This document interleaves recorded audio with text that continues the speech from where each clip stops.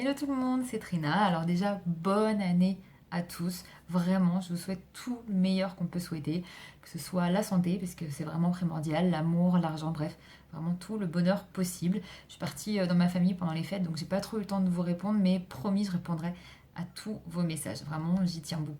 Aujourd'hui, on va s'intéresser à une nouvelle affaire, celle de François Tillman. Je vous montre sa photo. Je suis désolée, c'est vrai que je fais un peu avec les moyens du bord, donc il y a pas mal de reflets.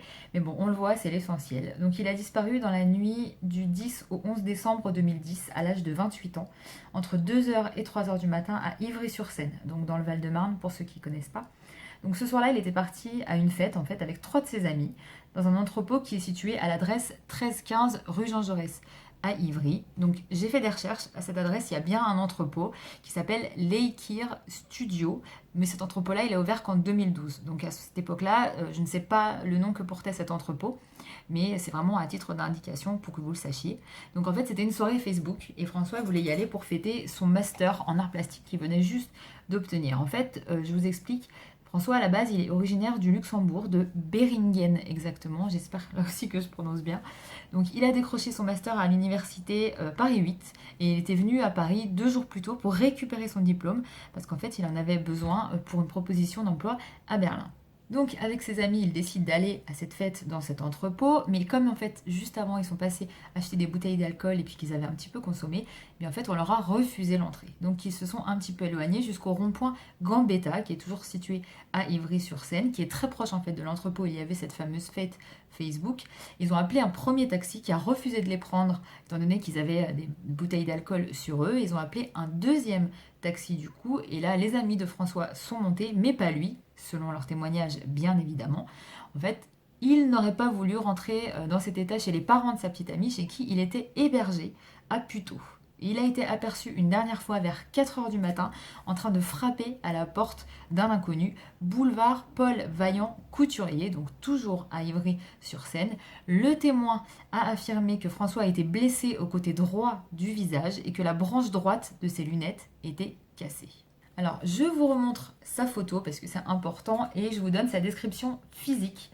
Il mesure entre 1,70 m et 1,75 m. Il a les cheveux bruns, les yeux marrons. Il a des grains de beauté assez importants. Je vais vous montrer une deuxième photo. Normalement, on le voit un peu mieux. Voilà, dans le cou côté gauche et au-dessus de la lèvre côté gauche également, ce sont des grains de beauté assez visibles. Et le soir de sa disparition, il portait un jean clair, des chaussures mi-hautes en cuir brun, un foulard noir, des lunettes de vue avec monture en corne noire, ce qui est assez précis quand même, un sweat à capuche avec des motifs noirs et blancs et un manteau de couleur sombre. Du côté de l'enquête maintenant, eh bien c'est simple, il n'y a rien, strictement rien. En fait, François s'est juste volatilisé.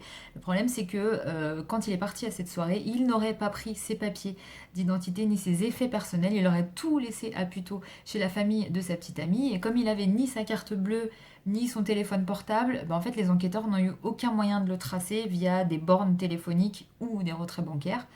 Donc c'est pour ça aussi que l'enquête n'avance pas du tout. Sa famille est bien sûr très mobilisée. D'ailleurs, ils ont créé un compte Facebook qui s'appelle Where is François Tillman. Donc pour info, il faut savoir qu'une récompense de 5 000 € est offerte à toute personne qui pourrait contribuer à le retrouver. Toutes les pistes sérieuses seront bien évidemment vérifiées et en fait la récompense, elle sera bien sûr versée uniquement si François est retrouvé. Si vous avez des infos, je vous remontre sa photo. Si vous vous souvenez de quoi que ce soit, du moindre détail, n'hésitez pas soit à me contacter par mail ou à vous adresser directement à l'adresse mail qui est affichée. Vous pouvez aussi contactez le commissariat d'Ivry au numéro qui est affiché. François a disparu depuis 5 ans. Il faut se mobiliser pour le retrouver. N'hésitez pas, si vous avez la moindre info ou si vous savez quelqu'un qui sait par quelqu'un, on s'en fiche. Il faut le dire. Vraiment, il faut faire quelque chose et on croise les doigts. Gros bisous.